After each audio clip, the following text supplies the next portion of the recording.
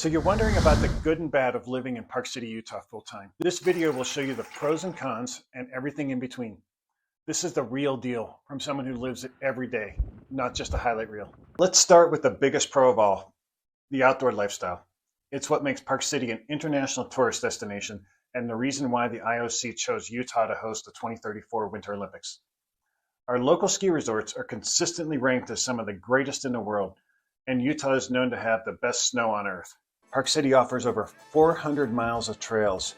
That's more than any other town its size in the country. It's a year-round playground for skiing, mountain biking, road biking, trail running, and hiking. In the winter, the Round Valley Trail System is the local go-to, free, off-leash, dog-friendly, and groomed for classic and skate skiing, as well as single-track fat biking. The second pro for moving to Park City is year-round living that actually lives up to the hype.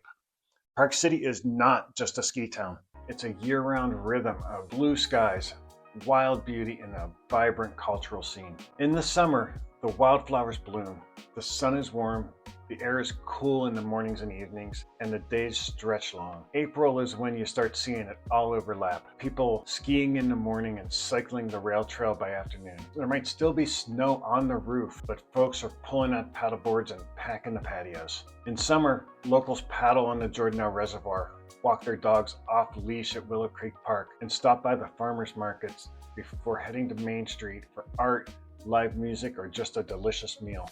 And now for our first con, the bad and the ugly. Us locals call it mud season. Mud season is that awkward time when the snow's melting, the trails are muddy, and everything just looks brown. This is the time of year we miss the Carolinas. Would be out playing golf or motorcycling on the Blue Ridge Parkway. But here in Park City, it was 30 degrees this morning when I woke up. The daffodils and trees are trying to sprout, but they're still waiting for spring to pop. After the fall leaves drop in November, we're in the same brown soup, waiting for the first big dump of white powder that makes everything beautiful again. Now let's talk about winter. Is winter a pro or a con? I think you're gonna have to decide that for yourself. Park City winter kicks in around November and can stretch all the way through April, and sometimes even May. We get over 300 inches of snow a year. In 2023, Deer Valley got over 600. To some people, that sounds horrible. To us locals, it's pure magic. The roads get plowed fast, the trails stay groomed, and most folks don't slow down. They just change gear. And here's the twist. You don't even have to ski to enjoy winter here. The truth is, a lot of us have turned into full-on Park City snow snobs. If the powder's not light enough, deep enough, or fresh enough, we stay home and let the tourists fight for the parking. If you're feeling bold, there's fat biking and cross-country skiing at Bonanza Flat, up at 10,400 feet with 1,500 acres of trails and wildlife habitat, alpine lakes. It's gorgeous, and it's a lung test. Seriously, did you bring your lungs? I'm gonna keep on trying to sell you on winter as a pro. But if you're not into the cold stuff, there's a whole other side of winter here. You've got spa days at Waldorf, Stein Eriksen, Align, and Montage. You can book a massage, hit a yoga class at the shop, or just sit in the steam room while the snow quietly piles up outside. And sometimes winter's best moment is just a sunny walk with your dog, coffee in hand, and fresh snow underfoot. Then you warm up under a blanket, listening to the crackling of a fire. So is winter a pro or a con? If you're chasing year-round warm weather, this is just not your town, so you'll have to call it a con. But if you're chasing an outdoor lifestyle, land value, and world-class access to a natural playground, Park City is your move. And winter is one of the pros to living here. Next up, pro or con, is Park City really a small town? Yeah, technically it is. Park City has fewer than 9,000 full-time residents. You see the same people at the ski hill, the grocery store, and the trailheads. You get to know faces, and fast. That's a pro. For the ski season, we host 100,000 visitors every week and thousands of seasonal workers, many commuting from outside the city.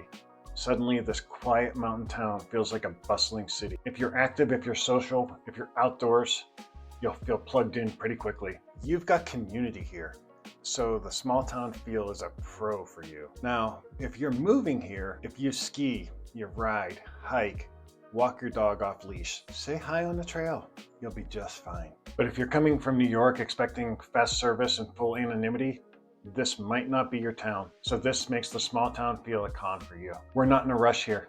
And yes, people will know who you are.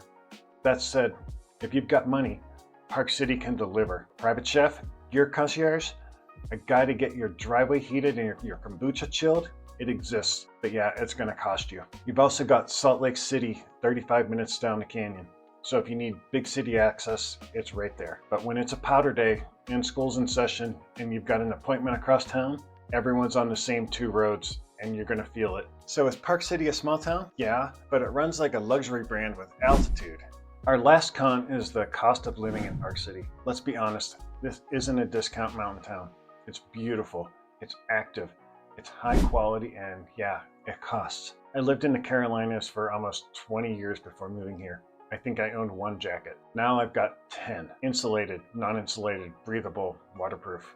You get the idea. Bikes for every season. Snowshoes, stand-up paddleboards, yak tracks for my boots, and merino wool, everything. So is it expensive?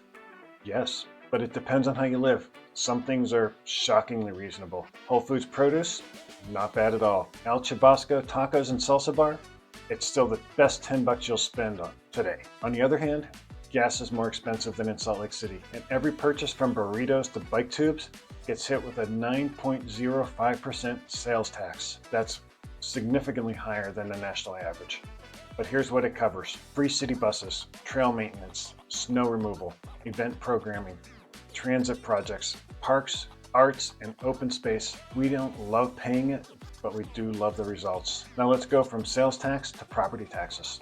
If you're buying a primary residence, taxes aren't crazy, but the con side of the story is for second homes. The tax rate for second homes is a whole different story. The median home price in Park City right now is just a little below $2 million. If it's your primary residence, you might pay around $11,000 a year in property taxes. But for a second home, property taxes jump to $23,000. Same home, double the taxes. And don't forget about the adventure cost creep. It's real. You'll lose gloves, you'll destroy bike tires, you'll buy trail shoes, ski wax, state and national park passes, and somehow spend $70 at the gear shop when you only went in for lip balm. If you're expecting views like this with Pittsburgh prices, you ain't getting that out here. So when you're chasing lifestyle, connection, and year-round access to extraordinary natural beauty, you just found your town. If you're thinking about buying here, whether it's in 9 days or 90, scan the QR code or click the link below to schedule a Zoom meeting with me. Then watch my neighborhood map guide to see the best areas to live based on your lifestyle.